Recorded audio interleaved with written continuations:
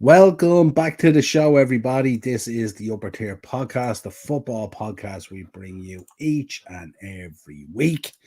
We are back. It's Monday. It's the Monday mashup, even though it's a bank holiday here in Ireland. I think it's not. I don't think it's a bank holiday in the UK. Sure, it's not. It's only a bank holiday in Ireland, as far as I know. Yeah, I I think think the so. UK is next week, isn't it, or something like that? Yeah. But anyway, we're bringing it here. We got all the Ballon d'Or updates as they happen and stuff like that. Some fabulous winners already. A lot of political drive about this as well. Real Madrid not showing up for it. Or just saying our favourite player, Richarlison. Did you see his tweet? Did you just see his tweet? No, I didn't see it. If Vinny doesn't win it, shit's gonna go down. Are you serious? He wrote on it, tagged in French football.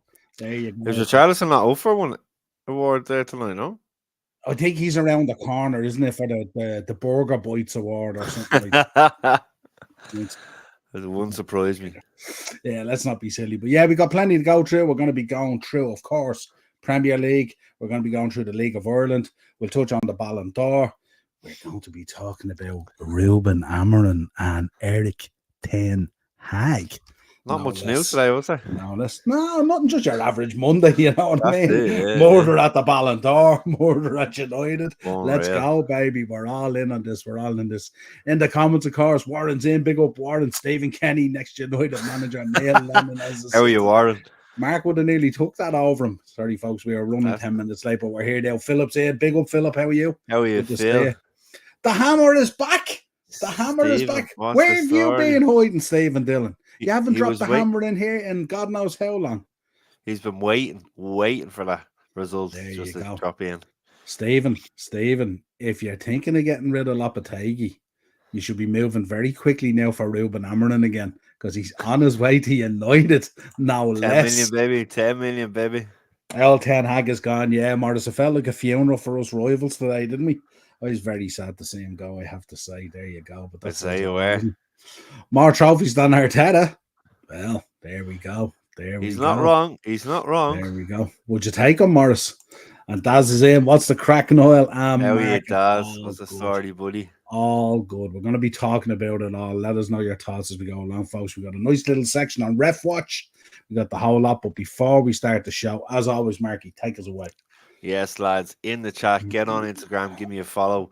Go on to Facebook, give me a like. Busy. Like I said, flat out for next year. Looking forward to next year now. Some really good games going to be coming up with the legends and stuff like that. The Leeds United legends have announced a few more players and stuff, so it's looking to be an excellent event. Kind of busy now between now and Christmas with different academies are having, Christmas events on with Santa and stuff and giving out selection boxes, so there's going to be trophies at Lucan United and etc. So looking forward to it all, man. And like I said, if you're in the chat, go on into Insta and give us a follow on Facebook, give us a like, Yeah, absolutely. Loads of legend stuff coming up next year. Make sure you're supporting. You never know, we might even drop a little Ballon d'Or trophy in there as well. Let's see what happens. Let's see I have a little idea I'm going to put across to you guys for next season. I'm thinking I'm thinking now we take the podcast out on the road to do a match day vlogs from League of Ireland games. I'll get us behind the scenes and stuff like that. So it's something that I'm thinking.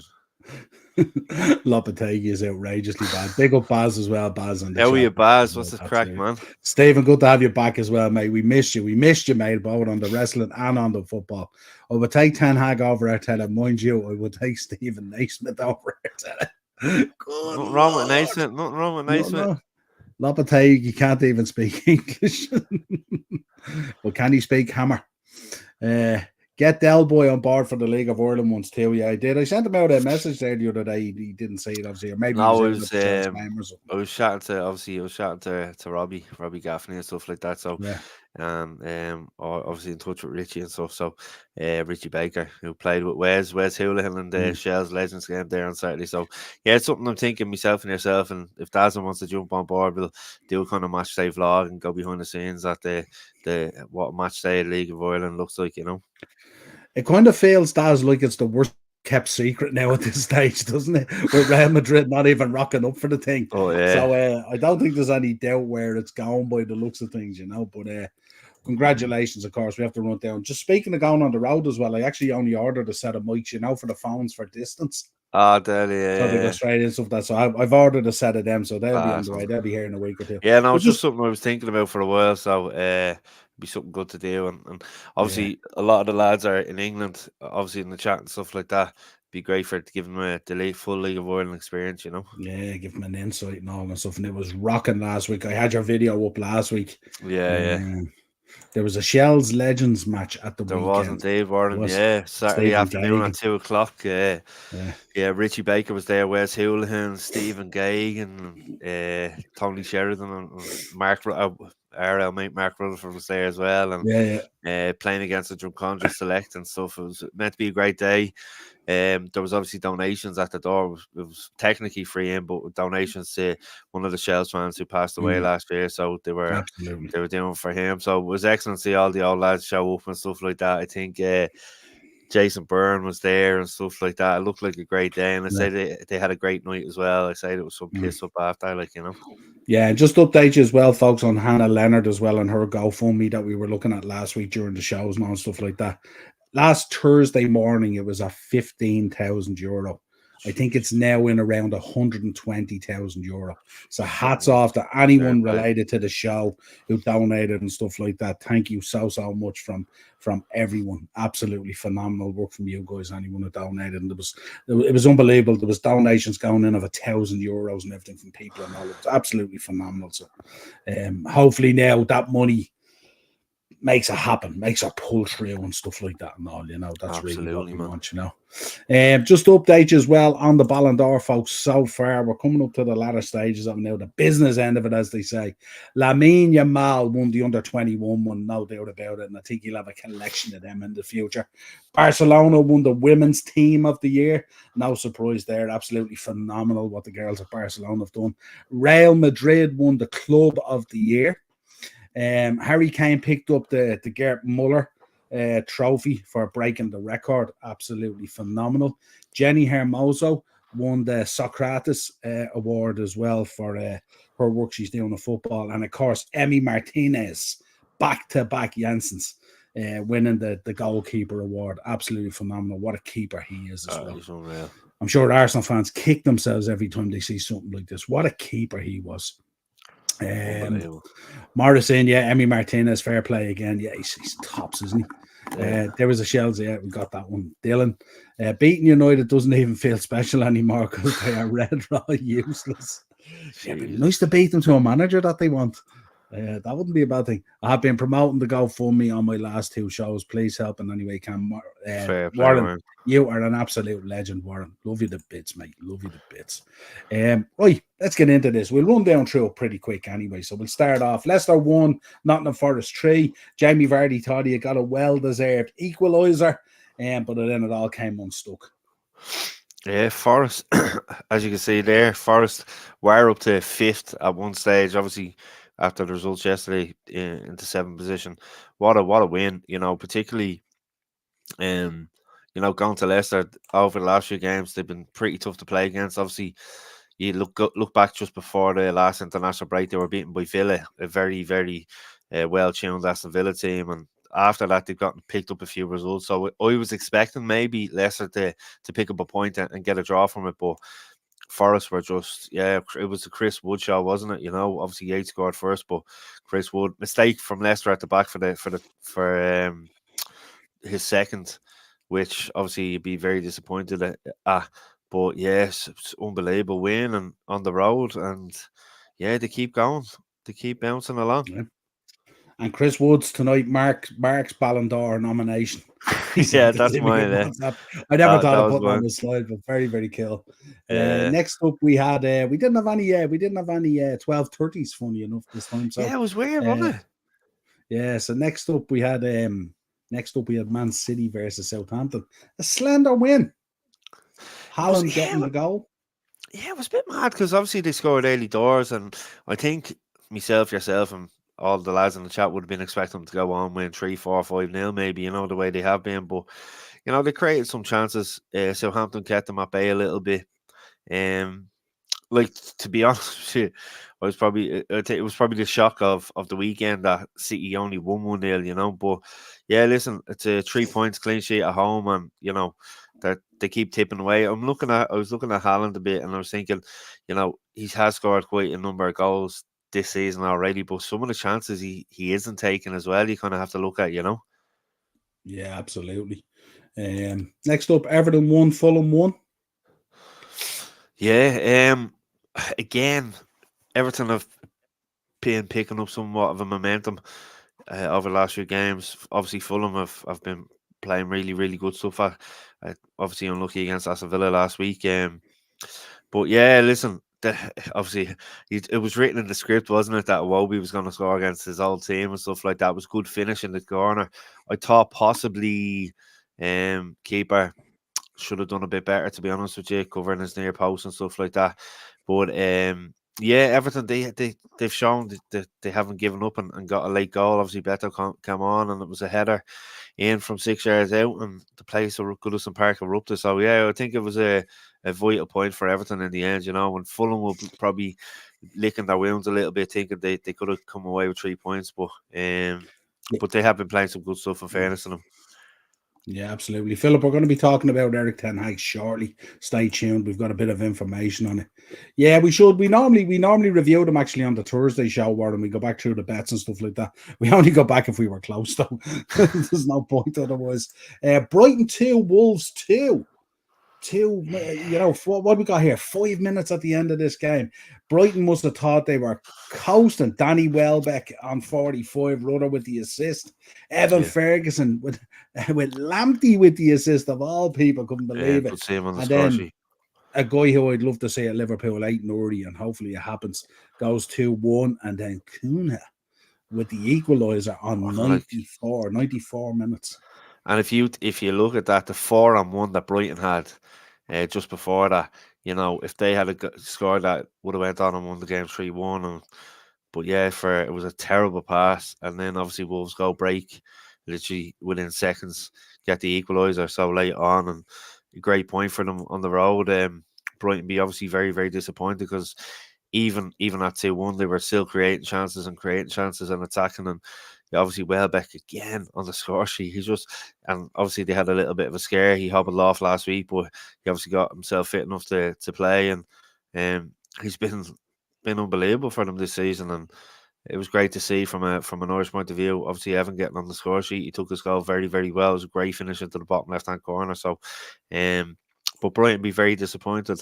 You look at it, they just be above Chelsea and on level points with Aston Villa if they had won, and Arsenal as well. So it was an opportunity missed by Brighton, in my opinion. Brentford 4, Ipswich 3, Ipswich 2-0 up. What a mad game. Harry Clark. Unbelievable. I have him in ref watch as well, but if you want to talk about him, gives away a penalty, scores an OG, and then gets sent off. Talking about filling his boots. Has anyone else ever done that in the Premier League? Can you remember? I don't know. Was this his debut as well, as far as I know? Yeah, it was his debut. Yeah, it's his debut as well. So I can't remember anyone in the chat, folks. If you're old enough, as anyone, forget about even Premier League. Even in remember Woodgate for Real Madrid, all right, had a howler, all right, but yeah, jeez, that was something else, wasn't it? Yeah, I think that was just a salmon sending off or something. Sammy Smollett's gonna just say anytime we see. Yeah, I was just gonna say anytime we see him, I just think of Morris. Yeah. Anytime we see him, it was obviously, listen, they got off to a great start going 2-0 up. Brentford, as good as they are going forward at times, they do leak a lot of goals and stuff like that. But yeah, then obviously the lap comes on and makes it 3-3, and you're thinking that's it. Yeah, and you're thinking that's it. But yeah, Brentford kept digging away and obviously got a very. There was quite a few late goals over the weekend, wasn't there? There was. The man, though, who's clutch normally in the first minute was clutch in the last minute this week, winning the points for Thomas Frank and Brentford. Absolutely. Obviously, I didn't have myself with Waymo. Got a good few points on fantasy as well. So, but I didn't have him in my own team now, in fairness. He's a solid pick, isn't he? Oh, 100%. I might have to look at that now, big time. Where are we now? Where am I? I think I'm lost now. Villa and Bournemouth, isn't it? Next. It is Villa and Bournemouth. You're right. I have it there. Villa and Bournemouth. Yeah, and obviously, listen, Bournemouth they're a very tough team to play against. Everyone probably would have expected Villa to win this by a few goals, but obviously they had the Champions League last week and stuff like that. Obviously Emery's trying to balance it out, and you know, I think Duran started, didn't he, last week in the Champions League and stuff like that. So he's having a bit of a balancing act at the minute, but fair play to Bournemouth. Mark Travers was unbelievable. The man from Maynooth on Saturday, man of the match performance. Obviously, former Lucan United player. He was unbelievable. He was like a wall. He was obviously Barkley's goal kind of just crept by him, but other than that, Villa could have won this 4-5-6-1 like the way, but Travers kept him in the game, and yeah, great point for Bournemouth. Obviously, again, you're looking at where Villa are. The extra 2 points, you know, they just hop over Arsenal in the league. They would have, but listen, it's not a defeat. I suppose is probably the bonus from that, you know. Yeah, absolutely. More saying Rodri Ballon d'Or winner there. Yeah, no surprises there. Absolutely, and I tell you, if he does, even though I'm not mad into, you know, I wouldn't be a fan of Man City or anything like that, but I'm a huge fan of Rodri. I just think he is the most complete midfielder. He's phenomenal. Yeah, actually, I was talking about this match, Mark, in the car coming home from work with Darren the other day, and when I heard Barkley had scored, I said, what a phenomenal job Unai Emery's doing in the way he's, like, you know, rotating his squad and stuff like that, and still getting a tune out of him. And then it was only when I got home I realised that Evan Nielsen, who actually got Saliba sent off the week before, gets the equaliser in the 96th minute. Yeah, another late goal as well. And in fairness, I don't know if are we gonna talk about Ref Watch? We will. Yeah. So I'll leave that till I think I have it in there. If I don't, you can. We'll go back to it anyway. But yeah, that could have changed the game. Let's say, you know. Yeah, absolutely. So then we go into the Sundays, and we start, of course, with West Ham versus Man United. Speaking of Ref Watch, we get your thoughts on that during it. But ultimately, the result that ended up costing Eric Ten Hag his job, not that result alone, but this was the combination of things. Yeah, and you look at, obviously on Sunday, for me, we could have been 3 or 4-0 up at half time with the chances we create and stuff like that. And you know, you always feel if you're not taking those chances that, you know, West Ham at home, crowd behind them, that if they get a chance, they're going to take it. And that's what eventually did happen. We obviously got the equaliser from the corner and stuff like that then. And yeah, the penalty changes the game. Obviously, we'll talk about that more in depth later on. But for me, yeah, it's a combination of results. And we talked about, obviously, Ten Hag gone before the last international break, and it's eventually happened now. But listen, taking nothing away from West Ham, they've had an indifferent start to the season, and massive 3 points for them. You know, really is a big 3 points for them to move them up into 13th. Obviously over us, you know. So, yeah, obviously I'm very disappointed, but I think with the first half performance, if we had to put 1 or 2 chances away, it might have been a different game. You know, like I said, you go in 2-3-0 up at half time, and it's a completely different game. But we didn't take the chances, and we ruined them at the end of the game. Then, you know. Yeah, I was looking at the game and I was going, like, you should have been like 2-3-0 up after now 18 minutes. And I don't know. You must be the team this year that's hit the crossbar or the post the most. Yeah. Because it's literally nearly, with Garnacho cutting in the way he does and all, it's literally nearly every week. It's mad, it was, you know what I mean? Very unlucky, and obviously Dallow's opportunity then, he should have scored for me. You know, he's done all the hard work, and then to blast it the way he did was I couldn't believe it. I really couldn't believe it. But yeah, we were unlucky. Like I said, we should have been well ahead of half time out of sight, but it wasn't. And when you don't take those chances, you always fear that the team that you're playing against is going to bite back, and that's exactly what happened. And we had no answer for them then, you know. Yeah, Warren saying Sammy Nelson, he gave away, he scored an own goal, and then he scored a goal. He says he ran behind the thing, and then he says at the North Bank and bared his arse to the North Bank. Was it Warren? I think when Browner was on it, was it Warren or Dell said they met Sammy before, or they had an interaction with him or something like that, wasn't it? I think there was, absolutely. But it's mad. But look, imagine coming on for your debut, you score an OG, you give away a penalty, and you get a red card. That is mad. Big up, Joanne. Thanks for joining us tonight. As always, good to see you in there. Hope you won a few. Joanne, I say Joanne, when she's seeing Premier League manager sacked, she was hoping to be Arteta rather than Ten Hag, I'd say. Yeah, absolutely. Anyway, Crystal Palace 1, Spurs 0. Richarlison should be focused on a lot more than his buddy winning the Ballon d'Or. Yeah. It was massive 3 points. Massive 3 points for Crystal Palace. Obviously, I told you I was out at the Leinster rugby squad on Wednesday, and Shay, who obviously is in our head office, was gone off to London for the weekend, and he got tickets to the game for himself and his son Ethan. So they were going to Selhurst Park there yesterday and stuff. And I said to him, and I know you're a fan of Selhurst and Palace and stuff, some It was atmosphere, man. Coyle. It was Coyle met him. I It was was Coyle. Coyle, yeah. I Coyle. remembered one of them said it, yeah. I say that was some experience one. But yeah, great win for Palace. Mateta, who Spurs did, was it? Must have been, yeah. Must have been. It's always a tough place to go to Selhurst, you know. Particularly serves you right being an Arsenal fan betting on Spurs. Good enough for you. He must have had, yeah. He mustn't have had much choice. Who was the other? Must have been limited. Yeah. Who were the other teams on they had to choose from? The other guy, he said he was down to the last two, and I think he said the other guy was on Brentford. As far as I can remember, because he messaged me the other night on it. Yeah, it's down to the last two. Yeah, so you'd be bulling, wouldn't you, man? Absolute bulling. Sammy doesn't know where he was indeed, but in a good way as well. But yeah, Matt, great result for Palace. Mateta on the score sheet again, obviously, and Spurs are just so inconsistent, aren't they? Like, there's some of the results. Like I compared Sligo in the League of Ireland to Spurs because, like I said, Sligo, you know, they go out and beat teams, then they get beaten 7-0 by a nearly relegated team and stuff like that, you know. I was running out of teams, Niall. I had United left 2. You was Forest last week. Yeah, so you were going out anyway with the options you had anyway. So yeah, you were in between a rock and a hard place, as they say, you know. Yeah, and I'd probably rather go out on Spurs than I would on United anyway. Yeah, because it may be different if it's an Arsenal fan, but certainly for me, that's it. You'll hate them even more now, you know.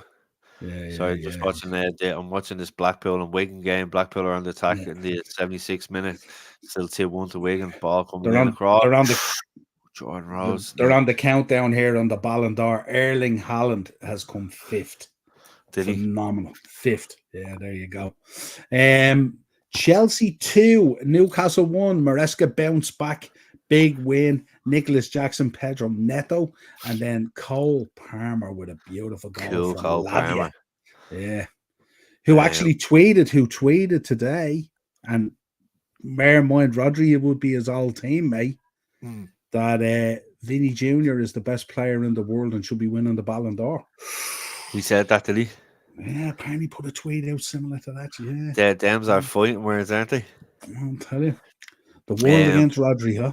That's it. Yeah, no, it was an interesting game. I actually sat with Rowan yesterday and watched this because I was hoping the United game was obviously on, but we watched that elsewhere. But yeah, no, listen, great win for them. Jackson and Palmer, I said it a few weeks ago, they're just on fire. With their link-up play has been fantastic. I had my reservations about Jackson obviously last season, but this season he just looks like a completely different player. A lot of pressure now on Eddie Howe from a Newcastle point of view, isn't there? Like, you know, the results haven't been coming. You look at, obviously, I don't know where we are, but you look, they're down in 12th, a lot of pressure on them and stuff, and there's obviously talk about the owners looking at other clubs and stuff like that. So it's going to be an interesting few months in Newcastle, you know. And I suppose the distraction of the English manager's job as well, and that coupled with, you know, he's carrying a lot of players there at the moment that are just running into a wall in terms of injuries. Isaac is only back. He broke a toe. Callum Wilson can't stay fit. Botman tends to be a problem injury-wise.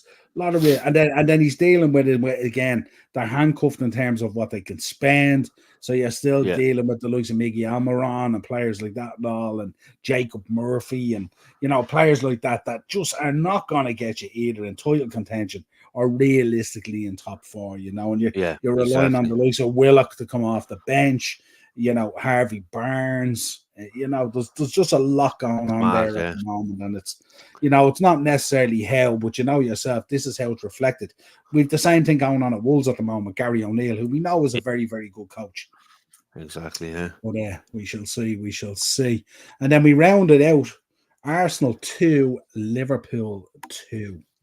A game I Some would say game. of two halves. I thought we were horrific first half. And I thought Arsenal just didn't take advantage of that situation as much as they could have. Bukayo Saka again, absolutely sending Robbo out Fire. for his shopping. It was unbelievable. Shit. Thought that Van Dijk might have come across to block it, but I was thinking in Van Dijk's mind, the way I'm thinking is that Robbo would have either made the block, or if he wasn't going to block, if Saka moved inside not to take the shot at the near post, he might have squared it, and then Van Dijk would have vacated that situation, and the Arsenal player in the middle would have been free. So when you're trying to balance it out and stuff like that, some would say maybe Van Dijk should have came across and covered. He probably should have. But on the other hand, he was probably thinking, well, if I vacate here now, he just squares it in. Yeah, exactly. It's a goal, So you're trying to balance the two. And look, it was a brilliant run and a fabulous take, a brilliant finish. Not often you see Quaven beaten as his near post either as well. No, he took it very well. Van Dijk bounced back with a brilliant header under pressure from Partey. Big boot there going in nearly to the head. But Who flicked it on? It was a great flick on at the front post. The flick on was from the corner. It must have been Luis Diaz. He has the assist. Diaz, yeah. Diaz with the assist, yeah, great absolutely. Flick on it was. And then Mikel Moreno with a very good goal that we should know better from. Balls coming in. Arsenal were doing this all the time. We were giving away silly fouls down that right side all the time. Absolutely poor. Came out second half looking like a different beast. Arsenal kind of drifted out of the game for about 20 minutes and we got more control and more possession. Started taking over the game a bit. Arsenal were kind of looking to defend what they had, something they've been doing this season. Which to me is kind of foreign for them, really, in terms of the last couple of years. They've normally been going for the throat, really, when they're 2-1 up. This year, kind of a different kind of ploy on it. Obviously, with players missing and obviously more players getting injured now and going off as well, and other players having to come on and all. Arteta using the full scope of a squad, not by design and not by choice, being forced. But we came back into a 2-2, beautiful goal, ball from Trent into Darwin Núñez. Darwin Núñez with a beautiful pass through the Arsenal defence to Mo Salah, squared and in the back of the net as Mo only does. It was a beautiful team goal. And then we were pouring under pressure towards the end. I know they had one or two opportunities, but they were really sat in, which obviously happens when you've made so many changes and all that kind of stuff. They had a goal disallowed. We'll talk about it in Ref Watch. Anthony Taylor had blown the whistle. So we'll discuss that when we get to Ref Watch and all, but that rounds out your Premier League review. What was it? Give me your thoughts actually on the game first of all. You didn't give me your thoughts. Yeah, no, I thought it was a great end game. I thought first half, he didn't play particularly well, but at the same time, he's obviously hadn't let Arsenal score for a while. Obviously, Robbo was kind of caught cold on his feet. It was a great ball over the top, and Saka, it's just his pace and lovely little Meg and cut inside and great finish. I do feel Van Dijk was kind of in a tough spot. Do you go or do you leave a space? It's so tough. And then he's got back into it, obviously with the header and stuff. And when you did equalise, I thought to myself, this is the type of game now that you could go on and win 2-1 or whatever. But it was really good. I was watching Rowan, and obviously he's a big Liverpool fan, and he was disappointed. He was a bit relieved towards the end when obviously the Arsenal goal wasn't the third goal wasn't given. So I think overall, the point was fairly well shared. Absolutely. Let us know. Actually, Warren and Morris in the chat there, the two gunners, obviously. Let us know this new defensive approach. Is it because of injuries, or is it by design? Do you think this season? Because it seems to be regular in games now. You know what I mean? So you're not really going out and poleaxing anyone the way you were like 3-4-0 or 3-4-1 or whatever it is. It seems, is it by design that he's doing this now, or is there a reason behind it? Is it because of injuries, or what is it? Why do you think it's happening?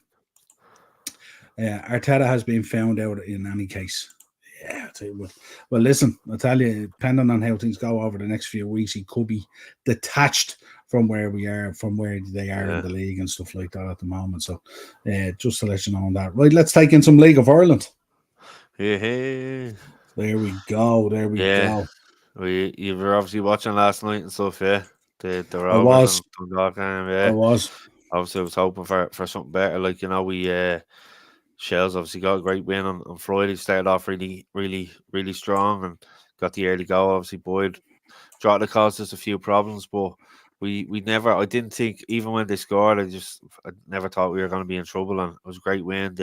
Obviously you seen the atmosphere down Talca Park. It was bouncing, absolutely bouncing on Friday and stuff like that. So, and then Yeah. obviously we were looking at the Pats and Derry game, and I had a feeling. I was talking to Kieran. He's a big Pats fan. He works in Jervis. So I was talking to him, and I even said it to him. I said I can see he was beating Derry tonight, and they went on a great win.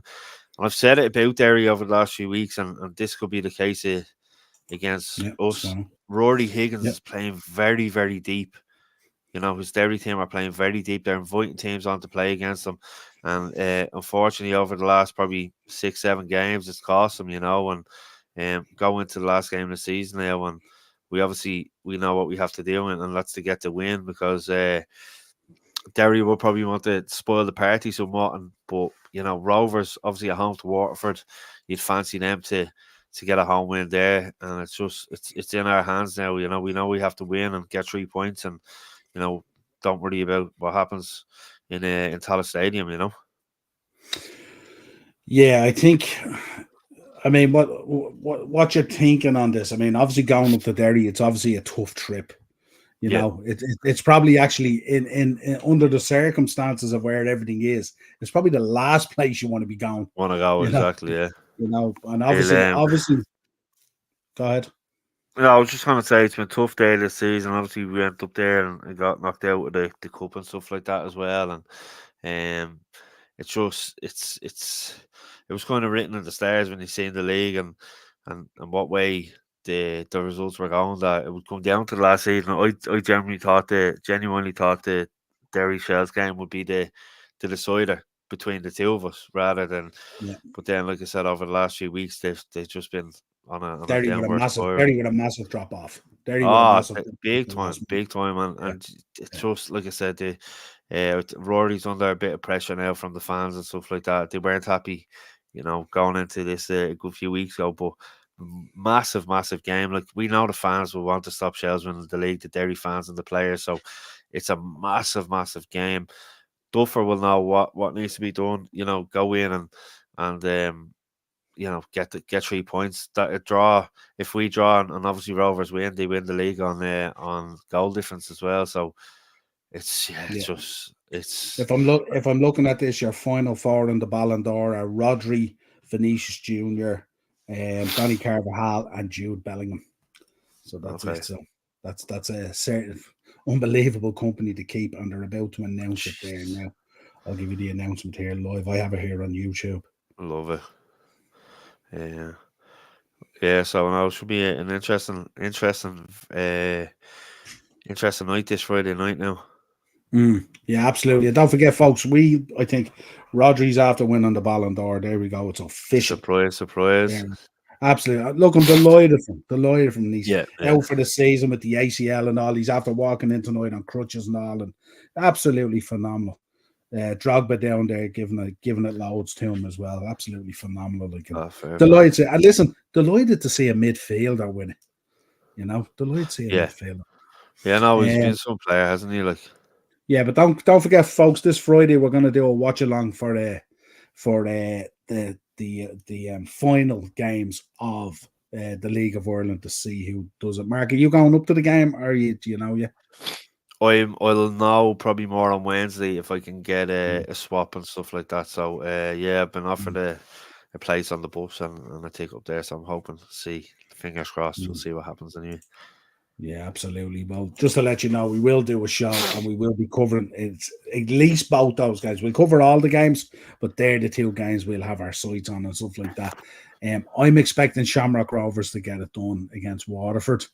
And it's just whether Shelbourne now, who look like they're on a bit of a run again now, scoring goals, Boyd's back in great form and stuff like that. Now, can they carry that up the north and get the win that they need? Or because they're going to need a win as well, aren't they? Because of the goal difference. Yeah, 100%. The draw won't be good enough. So both need wins. which is what we want to see. So they'll have to go for it as well. Yeah. Poor man's McTominay is Rodri. Come on now, give up out of One of that. Morris. So yeah, and else catch your eye in terms of the results. Sligo and Galway 2-2. Yeah, no, Waterford, again, when I was talking to Kieran, and I think David got it as well. David had all, he had Rovers to win, he had the Waterford Bows draw, Pats to win, Shells to win, and the other one to draw, I think it was 35-1 he had. So he got that up. He texted me on Friday. But yeah, no, I wasn't surprised with Galway and Sligo. Obviously, it's the Connacht derby there, and I wasn't surprised with the Waterford result either. Bows on the road have been a little bit kind of all over the place, and yeah, just I think obviously the main result I was hoping for was Dundalk to get something out of Rovers. They nearly did. Tough few weeks for them and stuff like that. But yeah, it was a good win by Rovers, and it was a professional performance, as I say, because even when they scored, Dundalk kept going at them and stuff. So yeah, I was hoping for something different there, but wasn't to be. Yeah, absolutely. We shall see anyway. So this Friday is going to be electric. We'll also probably be doing a preview for the Liverpool weekend game. So we'll do that on the same show as well, because it seems to work well the Friday and stuff like that, because we're doing an extra live show basically. So pretty cool. Big up, Jack. Congrats on the 100. Keep it rocking. How are you, Jack? Cheap Heat, no striker is Arteta's fault. Oh, absolutely. 100%. Wonder will they go in the January window maybe. Delighted to see Kilkenny man Sean McGuire loving his football at Cork again. Yeah. Absolutely flying back in the Premier League. Great to see them back. Obviously, Turner's Cross, a brilliant place to go, and as an away day and stuff like that. So it'd be great to see them in. And obviously, Keaton has gone back there from Pats and stuff, and he didn't have a great spell at Pats, and he's been on fire for Cork at the end of the season. I think it was the 6-0 they won there last week against Wexford. Yeah, James. So Blackpool nearly had a penalty shout there, 91st minute. How many do you reckon's heading up to the game? For Shells, I know that Derry have given 300 tickets for the away allocation. I know, from what I hear, there's a few more travelling up as well. But there's loads meeting up in Talca Park and in the likes of the Talca House and stuff like that. Because I know a few of the Shells fans from speaking to them. Goal. OG, sorry. Blackpool just equalised against Wigan 2-2, 92nd minute. Cross in from up there on the right hand side, and it was an OG. I don't know what Wigan defender hit off. So, but sorry, yeah. A few of the Shells fans, I know, don't want to travel up to Derry because obviously, the fans are a bit crazy at times. To be honest with you, it's a bit of an intimidating atmosphere up there. So I know there's a load watching it in the Talca House and obviously in the bar in Talca Park and stuff like that. So, yeah, it should be interesting, And what way? Fill me in. What way will the presentation go? Would that happen up at Derry, or would they travel down to the ground for the presentation? As far as I know, the presentation will be in Derry. They will have the trophy in a helicopter, somewhere in between the two. So, whatever way they're gonna do it, then obviously, they'll have, if Shells do, touch wood. If Shells do, well, they have the presentation up there, and for what I believe, there'll be a celebration over the next few days. Then after that, in Talca Park and stuff like that. Absolutely, 100%. So yeah, should be interesting. Yeah, absolutely. Yeah, Cole's a Pats fan. Yeah, and I tell you, Warren, do you know what, Pats? It's just unfortunate they've ran out of games, because I think that's 7 on the bounce the other night, wasn't it? Blackpool nearly made it. Oh, sorry. Jesus. RDBG is in. That's Rowan. Rowan, is it? Rowan, how are you? How many YouTubes has that lad got? Big up, lad. Good. Thanks for joining us. Rowan Dara Burn Good. That's the name. Rowan Dara Burn Good. And that's a heck of a back of a jersey now, isn't it? Yeah, big time. And if you want to ask Delos how many points of Guinness has he had over the last 72 hours, we can all have a little guess there if you want. Well, was he having a few with you the other night in a pill hall or a snooker hall, was he? The Giddy Dolphin, yeah. Sending me updates from there. Yeah, it's the after work spot. Yeah, Giddy Dolphin, few games of pill and stuff like that, But yeah, no, looking forward to the weekend and stuff. I was obviously my uncle Jer was at the match as well on Friday night. Him and his mate. So they're actually meeting up in the Windjammer down in Pearse Street. Do you remember that old spot? Because The Windjammer. yeah, the Windjammer. Yeah, Yeah, so right on the corner. they're going Yeah. down there on Friday for the match and stuff like that. So That's across the road from my Auntie Mars' old house. Yeah. She used to live in one of the the red brick houses I do. I know. on Townsend Street. Yeah, I know them very well. Yeah, Rest the in peace, little Mars. Rest in peace. yeah, because She was a phenomenal woman. all the characters. Obviously, my granny's from Pierce Mm. House, literally across the way from there and stuff like that. They were a different skin and great folk down there. Unbelievable. Yeah, Trump coming out to Undertaker's music the weekend at his rally Was in he? America. Yeah, Undertaker probably charged him as well. Jesus. Did I say again, or was it a replay? Did Hogan have difficulty again ripping the shirt off? Let me know in the comments as well there. I seen him again and he was struggling at getting the shirt off again, ripping the shirt. I'm not too sure. Maybe it was a repeat of the first one. I'm not too sure. Yeah, he was going to, he couldn't get it going and stuff and all that. So I don't know whether that was the first time or it happened again. His back and knees are fucked, aren't they? Like, and listen, of course, we should actually send our condolences out to the Ric Flair and his family as well. His stepson sadly passed away the other day from suicide. So our thoughts are with Rick and with the extended family and stuff like that. I think Charlotte was tweeting today as well. Little emojis, very upset and stuff like that. And also, that's it. It's not the first time either. So tough going. Yeah. He needs to order his shirts from Soccer Out 3. Because when you get tackled and they grab them, they rip them clean off your back. Yeah. That's the ones, yeah, absolutely. I suppose you should say as well, I thought you were going to come in on the Ballon d'Or and say congrats to Kobe Mainoo in his debut season, coming third in the Ballon d'Or. Yeah. No, sorry, I was when you were talking about it there, I was one on this Blackpool game. It's just finished there at 2-2. But yeah, unbelievable. Obviously, he's he was carrying Casemiro a lot of the time last season, and you look at his goal in the FA Cup final and stuff like that. He was absolutely on fire last season, and this season kind of dropped off a little bit. But when you have a debut season like he did and stuff, he couldn't do anything wrong. So he settled in now, and listen, he's still only young, and I think depending on who comes in now, it's going to be interesting to see what sort of way of play, and. I was listening to when the news broke about Ten Hag being sacked and Rude was going to be the interim, if you like. Simon Jordan went ballistic on TalkSport. He says, "What is Rude taking over?" He goes, since he came in, they've gotten worse. He says, and he's part of that coaching setup. Yeah. He was giving it socks and all. And of course, he was in the studio with him. Of course, Martin Keown, I think, and of course, Keown was lapping it up and all. Him being such a big fan of Rude Van Nistelrooy. Wait till Big Gob Gabby opens his mouth and has his say on it.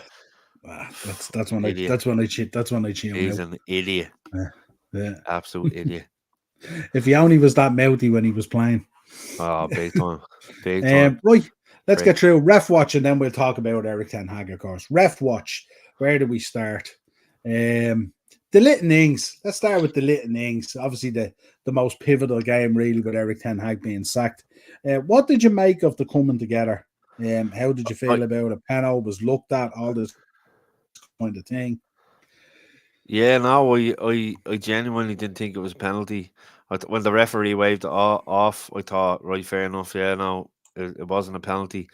Then obviously Michael Oliver recommends him to go over to the screen and have a look, and he obviously takes an eternity to keep looking, and it's like he's trying to pick out something, that type of way. He's trying to pick out something and find something there, but I couldn't see it. Genuinely couldn't see it. Anything wrong with the tackle. I didn't think it was a penalty at all. That's not just me being a Manchester United fan. I think if you ask any kind of lad who's played the game or been involved in the game, even at grassroots level, that's never in a million years a penalty for me. Never. And I think the referee waved it on. Michael Oliver's recommending him. I didn't think it was, but he's obviously found something that he doesn't want to go against Oliver's recommendation to overturn the decision, Yeah, and he had enough looks at it and stuff like that and all. Now, I did see when the lick came out and his leg came across, and Not because I'm a Liverpool fan either, because God knows we've been done out of a bunch of them. But when he did kick Ings's leg or hit his leg seemed to go back and hit his other leg, and then he went down. And I think that's the angle that Coote was looking at a couple of times when you're seeing it on the Yeah, screen. he looked at about 10 times, like, But I do think it's a rough one to get, you know what I mean? And it's a rough one to get, especially at a time as well where, you know, you're struggling so bad and you should have scored a bag load in the first half. You know what I mean? So exactly, yeah. It's a double whammy. What did you make then? Van Dijk kicking out at Havertz. Yeah, it was that was quite close to the end of the game that time, wasn't it? That one, was it? I don't think it was close to the end, was it? It was a midway Oh, through sorry, the second half. sorry, the Van Dijk. Sorry. Yeah. No, yeah. Listen, from reading it and obviously seeing it and reading some of the comments and stuff, a lot thought he could have been done for violent conduct with the kick out and stuff, and he's gotten away with one, you know. So, I personally, I thought it was violent conduct myself, you know, that type of way, but he's definitely got away with one, let's say. Yeah, absolutely. I think so. Look, if they wanted to be nitpicky about it, definitely and stuff like that, but there was a little bit of it going on. I assume at this stage they've abandoned if you kick a ball away or if you slow down a free kick and all. That must be totally gone now, is it? Because I seen our players against Arsenal just constantly doing it and nothing said. I think Luis Diaz did it twice or something like that. And there was nothing. Listen, we're gonna concentrate on this. It's like this weekend, lads, give as many yellow cards as you can. Never mind anything else, just concentrate on that. And I think the few weeks that Declan Rice highlighted from what he did, you know, I think that them 2 weeks and then he just went back to normal then, you know. Yeah, to stay on the same game then, what did you make of the disallowed goal where Anthony Taylor said he had blown the whistle? Yeah, I was trying to watch a replay of this earlier because obviously when you're out and you're watching it and there's loads of people talking and there's different stuff going on and stuff. So I didn't actually get a proper look at the replay of it, to be honest with you, to clarify. Now, like I said, I tried to see what was going on in the game. Rowan, I don't know if you're in the chat, he believed that it should have been given, but I'm not too sure myself. What did you think of it? You obviously seen it, got a better look at it than I did. I think what happened, it was very, very quick the way it happened. So Arsenal went in and kind of scored, but prior to them scoring, Taylor had blown the whistle. So the argument is, when you hear the whistle blown, are you kind of stopping in that moment and stuff like that, and Arsenal score? Now, look, I don't think they stopped to the point where they allowed Arsenal to score. I think Arsenal were going in anyway. But the fact that Taylor had blown the whistle, if he's blown the whistle, you kind of can't give it, you know. And he had blown the whistle prior to them scoring. When you were watching it, obviously, like I said, I was watching it very loud. Could you hear the whistle being blown on? Oh yeah. No, he had blown the whistle. This isn't a case where he said he blew the whistle, but he didn't. He did actually blow the whistle, you know. So that's that. But again, another time, a goal would be given, you know. We spoke about Harry Clark earlier, the red with Ipswich and the OG on the penalty. Now, what a debut for the lad and stuff like that. I felt from a little bit, like, you know, I actually did feel from a little bit, but yeah, listen. Why did he look so perplexed? I know, he knew. Listen, he knew he was already on a yellow card. And he knew what the situation was, and dragging him back like that as well. How are you, Will? How are you? Good man, Will. Yeah, and then I seen Villa Bournemouth 13 yellows. Yeah, there was 7 yellow cards in the first half. 7. Begin to think these lads are on commission, aren't they? Yeah, like, listen, for the last year, I think they were in injury time. You know, there's a bit of Ross Barkley, I think, got booked in the 95th, 96th minute. So you always expect one or two in injury time, towards the end of the game. But that's 7 in the first half. Sometimes you don't even get 7 in the whole game. Never mind the first half of a game. But yeah, to me, it wasn't really one of those games, if I'm being honest, from watching it, you know. Obviously, it was a good end-to-end game. For me, I felt Bournemouth should have had a penalty, if I'm being completely honest. I don't know what the lads think in the chat. I think the Villa player went up to head the ball. He had his eyes closed and he didn't know what he was doing, and the ball hits his hand. And for me, it was like a clear penalty.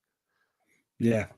Well, this yellow card thing, I was talking to Darren about it last week, and I was thinking, is there a level of yellow cards where you're recommended for a discipline? You know, the team for not controlling your players, or Oh yeah, like That used to be a thing, didn't it? If you had over 5 or you had over 6 or something like that, or yeah, and obviously depending on the behavior of the players, a lot goes into the referees' match day report and stuff like that. So, they can be obviously fined for not controlling players. And obviously when you see a lot of coaches have been booked over the last, like between last season and this season, you've seen an awful lot more coaches getting yeah. getting booked. So, but yeah, no, definitely it's something that they can do, and obviously the fines go up then as well from the FA and stuff. Slot, actually, it's a funny one. I don't know if you seen the Slot one yesterday. His one of his coaches got booked, right? And then Slot was giving out shit to one of our players. Yeah, And the yeah. ref thought he was giving out shit to the fourth official. And he He booked him. says, Yeah, he booked him. Yeah, he booked him. But he was actually, I think he was actually tearing into one of the players, but it was just in Jesus line with the Christ. fourth official. And I think the ref thought that he was giving it to the fourth official, giving it large. And Slav, I think he was laughing about it afterwards, but it was hilarious. He was, because when he got booked, he was standing there going, "Oh, here he was." He was perplexed over it. Yeah. So it was Jesus funny. Christ, man. And the fourth official wasn't even flinching either. So it's not like the fourth official was facing him and taking her. Yeah. It was kind of Jesus. weird as well. And I think Maresca, I have down there Chelsea 7 yellows as well, but that would have been a Boydie kind of game against Newcastle anyway. But I think Maresca got booked yesterday as well, I think, in that game. So yeah, there's a few of them going in there. Did Right. Tyndall get involved at any stage? How are you, Henry? I don't think so. I don't think so. He'd love all that kind of drama at the sideline, wouldn't he? Yeah, absolutely, yeah. Although I don't know, would you fancy him against Maresca? Hey, I'm not really, no. Right. The news of today. I did a lovely little design on that. At the old Devil Horns. I keep on calling him the Grim Reaper. I know he parachuted in to just crowbar your man out the door. Yeah. So 100%. First of all, before we start, give me your thoughts on Eric Ten Hag. I mean, obviously, it just went totally off the boil, totally went crazy.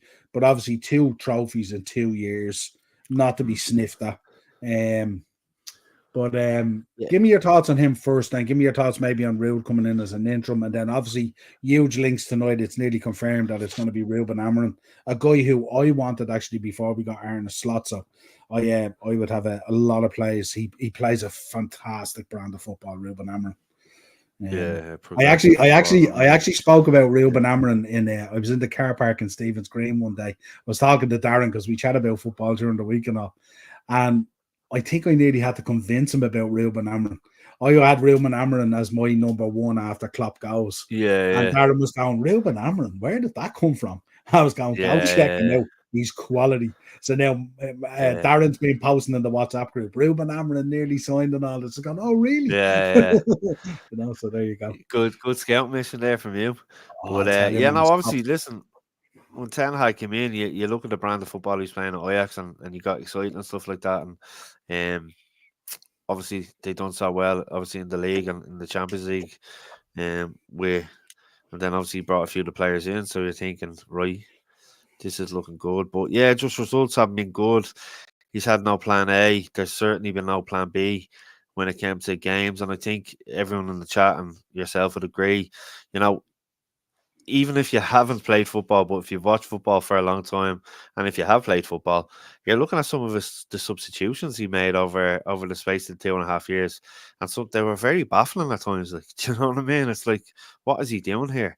17 million, Henry. 17 million. And if they want Ruben Amorim, now to Sporting, it's 10 million is the release clause. 10 million, yeah. How do managers end up with a release clause? I know. This is madness. Mourinho, that's Mourinho, I'm telling you. But yeah, listen, obviously the results have been great.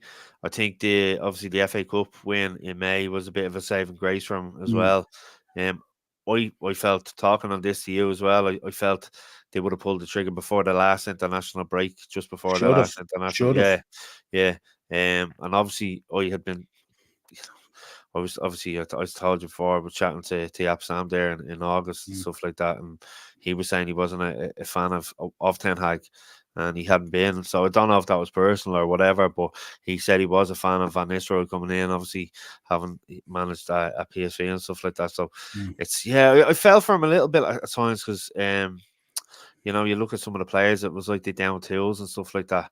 But then you look at on the other hand, you had major fallings out with obviously Ronaldo, Sancho. Obviously, Yeah. I wasn't too pleased the way De Gea left the building either. You know, he never really got a farewell and And stuff like that. he also frustrated players as well. Like if you look at Ahmad's a young player there and stuff like that. Comes in, plays really, really well, and then you're benched.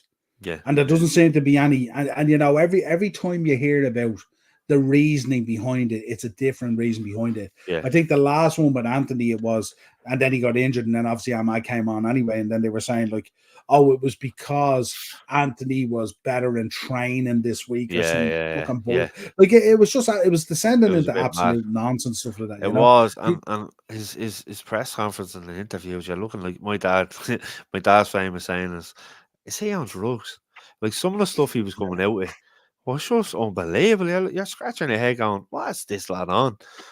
but you know yourself as well. Once the British media get a hold of you, it's like a fish on a hook.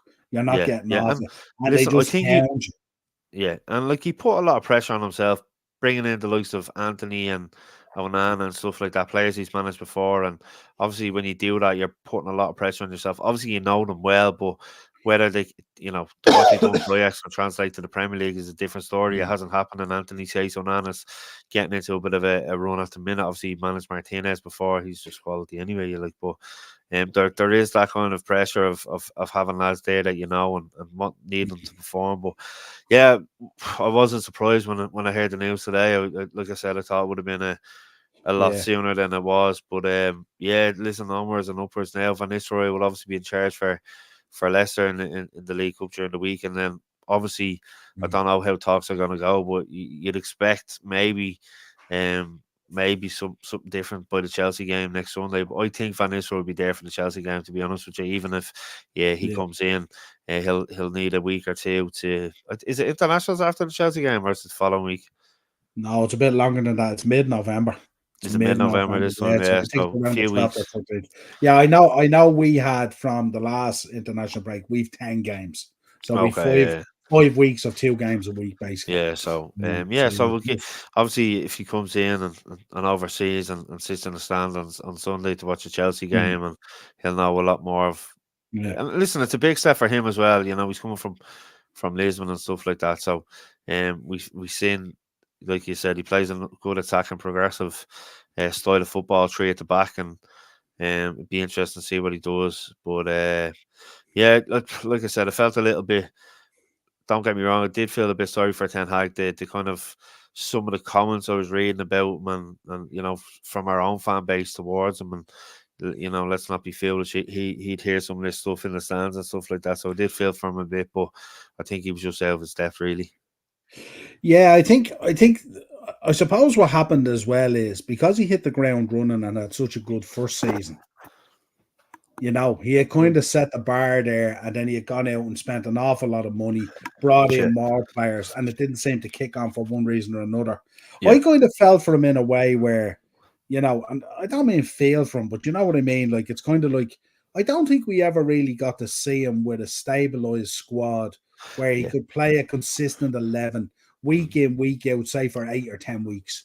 There yeah, was yeah. always an injury or a Oh, absolutely. problem or Yeah, and you know, some of it, like as you said, the Sancho stuff and all is fucking self-inflicted. Like, you know, you yeah, bring it yeah, on yourself when you panic and you answer things a bit stupid, and the British media then just hook you onto that rod and then you're yeah. done, you know. Big time. But yeah, I sort of looked at it today. I think you're right in terms of people don't let the door hit you on the way out kind of thing and all. It's a Yeah, bit disingenuous. He did win 2 domestic he cups. did. You know what I Listen. mean? And He's people forget that, you absolutely. know. And in fairness, we were complete underdogs in that City game. I think we were probably, I wouldn't say favourites, but obviously in the Newcastle game in the League Cup, I was expecting us to beat them. I know that sounds because Newcastle were on a bit Yeah. of a run at the time, but with the City game, we were completely underdogs going into the game and stuff. And Mm. the performance, it was probably one of the better performances I've seen under Ten Hag. That FA Yeah. Cup final against City, particularly that first half, I thought we were Mm. unplayable. But yeah, like I said, there was no consistency there, and like you were saying, I don't think we had a consistent back four for like more than 2 or 3 games in a row. You know that sort of way. That is Well, difficult in itself to just deal with. You just know. go, just go down through the signings there. If you look, okay, Anthony is just, you know, terrible bit of business. Yeah, Absolutely absolutely. shocking bit of Yeah, business, and he hangs on that. Hoyland has kind of been in and out, yeah, but again, you're kind of buying for the future, but you're kind of having to use them in the present. yeah, Casemiro again had a massive drop off and stuff like that. Mason Mount, for me, I said it at the time, I was delighted just bought him because he was linked with us. You know, that guy for me is just forget about it and stuff like that and all, you know. Yarrow, you were very unlucky with, you know, yeah. got The injury, injured and yeah, he was out. I think he's back November or December or something like that. yeah. November, something Lissandro like got his injuries as well, came back off an injury, re-injured, picked it up again, all that kind of stuff. Ugarte came in, he was supposed to be the golden child in terms of the destroyer. Took time to come in and stuff like that. Hasn't looked quite what he should be, but probably yeah, will get there. Onana's probably been your most improved player, but had a horrific kind of start. The Ligt came in, has done really, really well, but has had moments of questions, if you like. Xerxes, a lot of people are saying came maybe a season too early. yeah. Mazraoui, there's no issue Yeah, about him, but now you have this heart thing. You know, yeah. Christian Eriksen also as well, you know, but, you know, bought in. I don't think he was ever bought in to be a continual starter week in, week out and stuff like that. More kind of rotation. Malacia, we haven't seen. He's the hide and seek champion. He went So he's been missing. Yeah, really, really, really unlucky with his signings and stuff like that and all, yeah. you know what I mean? And you look at new manager coming in there straight away. What is there? 5 on that list that are going out the door, possibly if you Oh, can. yeah, I absolutely. mean, Sure. he's not gonna want to know about Anthony. Casemiro No. will probably go. Ericsson will probably go. There's Mount will, not, you know, like it's yeah. No, I was going to say there's talks of Xerxes going back to Serie A already. yeah, there was talk of a loan deal in January or something, Yeah, wasn't there? yeah. To So, Juventus or something like yeah, that, I read. Yeah. yeah. So like So, it's, you know, so you gotta look at it from that point of view as well. But I think you're right. I think there's a, you know, there's a certain way of doing things and stuff like that and do it in a respectful kind of way and stuff like that and all. You know what I mean? It's not like he wanted to fail. yeah. It's not like he didn't want to succeed and stuff like that. And listen, this comes from a Liverpool fan. So you know where it's at, you know Yeah. it's real when we talk Nah, about that, yeah, big you time, know. yeah. So, but it And was an interesting day. Like, it was I've had a lot of fun over the last 2 or 3 years with him and stuff like that and all. You know, it's been great. You know, But yeah, you look at obviously the 7-0 and stuff like that, and Anfield I and thanked him stuff on like. Twitter today for that. By the way, I posted it. Did you? Yeah, so Good thanks and good man, luck good in the man. future. Yeah, no. But listen, I look back and like I said, that City game, watching it here with Holly and Georgia, like I was buzzing for the first time in a long time. You know, when you're just buzzing after a game, and it's just so you have to think of those moments that he brought to you as well. And but yeah, I just felt a little bit sorry for him when I was reading some of the comments and all today. You know. Yeah, I think unfortunately, if he could have, you know, got a bit more consistency similar to Yeah, that City game, because he obviously showed that, you know, when he fans now, obviously we know that City came into the game a bit banjaxed as well, but that's neither here nor there. You have to play against who you play that was against. self-inflicted But I as think, well. That was. oh, 100%, yeah. You know, I'm not doubting that at all. But I thought on that day, I thought it was not only did you win, but you also deserved every bit of it as Yeah, well. yeah. And I was just thinking when I saying that as well as why can't he just do that every week? Why I can't he just know. find that Yeah, bit of consistency every week and stuff like that? But he just struggled to find it. But I do think it was a massive step up. And to be honest with you, that was one of the fears I had with Slot coming in. Would it be a massive step up as well and stuff like that? But he just seems to be a little bit more calculated and calmer about decisions he makes. yeah, yeah. You It know, looks alright. Yeah. it's not good luck when your right back is playing in your 10 and stuff like that Yeah, and all. And Jesus Christ, you man. know, and you're saying, he played there 3 times for Bayern or something like that out of necessity or whatever Under it is. 15s. Yeah, Williams in that first season when we went on that great run and beat Barcelona and won the cup. I really thought he was going to be the one. Absolutely. Listen, 100% will. I 100% think, will. and I think was that the year where yourselves and Newcastle got Champions League football and we were in the Europa. I think. The first season, yeah. Yeah, so there you go. So like, and then more money to spend and bring in more players. But I think he got a bit consumed by obviously the Dutch players who he was Yeah. familiar with and stuff Yeah. like that and all. And let that be a lesson, like, you know, even with Ruben Amorim, if he comes in and stuff like that. And I tell you, you're going to be gassed by this guy. Plays a 3. What does he play? 3-4-3 or something like that. And he's just plays with those real heavy wing backs, high press, and intense kind of football and stuff like that. He'll do a phenomenal job for you. So it'd be interesting to see what way you set up, and it'd be interesting to see what way he uses the players as opposed to the typical way that you play. And he plays in a real interesting formation as well. It's kind of like 3 at the back and then the 4 in midfield line up nearly like a boomerang. All Should right, say, yeah, it's really class, interesting, but it's really set up to push the press high up the pitch and all, and suffocate teams and stuff like that. So you'll which we get haven't real done in a exciting long football. time. Absolutely, 100%. So yeah, so match made in heaven, and it was interesting as well to see how decisive Ineos were at moving as well, because they've been getting a lot of heat lately as well. Yeah. By moving a bit too slow and stuff like that. So it'll be interesting to see and how Yeah, no, quick. I don't think they've done anything wrong. Like I said, it was on the cards. It was just a matter of when. Like I said, I thought it'd be before now. So I don't think they pulled the trigger. A completely wrong time. Obviously, that the West Hammers will push it on a little bit, but I obviously listen. The manager's going to come in. The manager's going to come in. He's going to have 2 months with the current squad. Then he can look at it in January and see who he wants to bring on. And obviously, be working alongside. Exactly. Well, that's the main thing. Move out. Obviously, he'll have to look to work alongside the likes of Jason Wilcox and all. So, listen, you can only look up now and hope for to see some exciting football back at Old Trafford again. Because it's been a little bit hit and miss, and obviously from you look at over the last 11 years, David Moyes, Van Gaal, Mourinho. And now Ten Hag, there hasn't been much football lighting up the field. You've nearly tried every different style at this stage, haven't you? Yeah. And you've signed every big name out there that you could. You've brought in youth that you could. You've brought players through that you could. So you've tried every combination of that as well. And, 100%. And listen, don't get me wrong. I know the Glazers get sticking off from the fans, but they gave every single one of their managers money to buy players and whatever players they wanted to. So. Yeah, I think the only one they pushed back on really was Jose, didn't they? When he wanted the Martial decision and the Pogba decision, and then in hindsight, it was the right thing to do. 100%, that's the thing about it, But obviously they pushed back on that. But that was the only failing of what might have been, So, but yeah, great show. We didn't get to look at the Carabao Cup, but I presume you'll be hoping to beat Leicester and go through. We have a tough one against Brighton on Wednesday.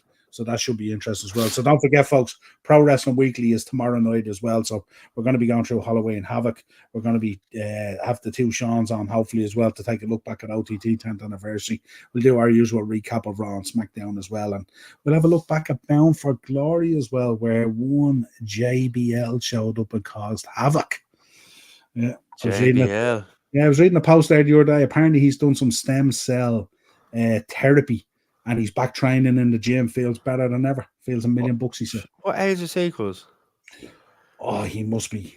He's well in his 50s anyway, I would imagine. Yeah. So remember, I was saying to you a few weeks ago, watching 97 Rumble. I think he was in that, all right, yeah. Yeah, sure. Bradshaw, was it Bradshaw or something? I was at Mania 25, which was his career-ending one against Rey Mysterio. That's when his back was banjaxed. At that stage, his back was so bad he was nearly in a wheelchair. He went out and he had a match with Rey Mysterio. Rey Mysterio bet him in a few minutes and all to end his career. And but he's back now. What do you want to say? He took the heads off a few lads there about for glory the other day. Yeah, that's that good out. And he's coming out in the long trench with the cowboy hat as well. The cowboy hat, yeah. Nice. So it's kind of like a non-dark version of the Undertaker kind of thing. Really class. Yeah, so we'll go through that as well tomorrow night, folks. 8 o'clock on your screens. Pro Wrestling Weekly, your usual roundup of everything pro wrestling. I'll be back, of course, on Thursday as well with Darren for Thursday Tier Talk. And as we said, Friday, League of Ireland, it's going to be absolutely intense. I can't wait for that. And we'll do a preview for the Liverpool game at the weekend as well. So that's it. Until next time, folks, subscribe to the channel, hit the bell notification button, and drop a like on the video. Marky, a pleasure as always, and good luck for the weekend. Hope you do it. I don't really have a card in the game, but I just hope it's exciting right to the death. Yeah, no, please God, get an early goal, settle the nerves, and just go for the killer goal. And Sean Boyd, hopefully, I'm gonna go Shells 2-1 on Friday. 2-1 Shells. And what are you doing the Rovers one? I think Rovers will win probably 3-0, 3-1. Okay, interesting. All right, until next time, folks, have a safe week. Hope you enjoyed the show, and I'll catch you tomorrow night. Cheers, folks.